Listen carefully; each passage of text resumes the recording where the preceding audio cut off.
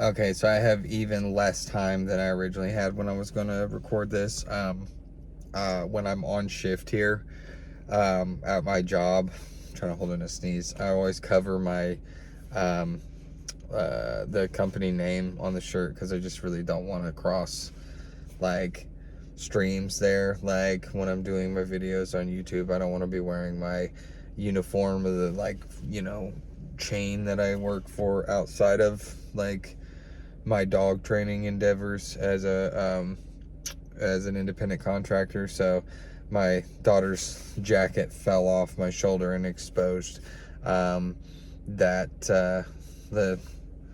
company name on my uniform. So I had to restart this video. So basically, um, we're gonna just do like a really brief.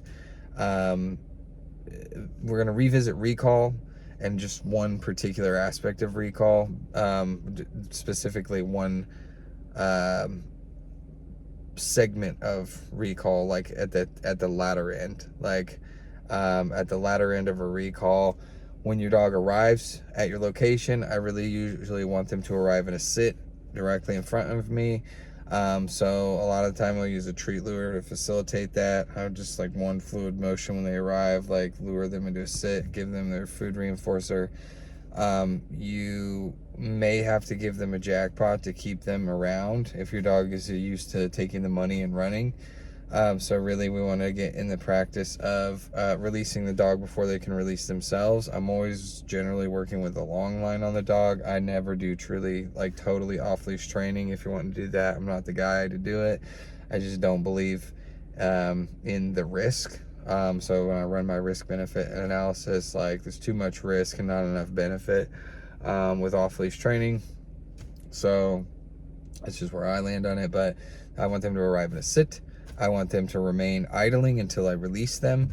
I want them to be able to sit there stationed and receive like gentle collar grabs, gentle harness grabs, gentle cradling, as if I'm going to pick them up. If they're a smaller dog or like a medium-sized dog that can easily be picked up by an adult, then I'm gonna go ahead and pick them up. So anything, I'm gonna practice putting a leash on the dog, or maybe like a second leash, if you will. Something that you should practice like is taking a leash off. Like that's why I would have one leash on already, and then clipping the leash and unclipping the leash and conditioning the dog to feeling it unclip, and then reinforcing when they don't go anywhere yet. So you don't condition your dog to like think like it's okay to just like bolt and peace out when you unclip it, because that can be very dangerous. So gentle collar grabs, gentle harness grabs, gentle cradling the dog as if you're going to pick him up, gentle picking up, pauses and along anywhere during those processes, stopping short and then rewarding, because those things might weird them out.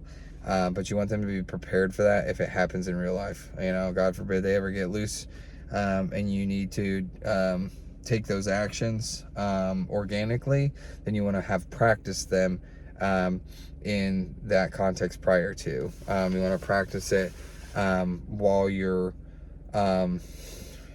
training and doing reps and doing trials.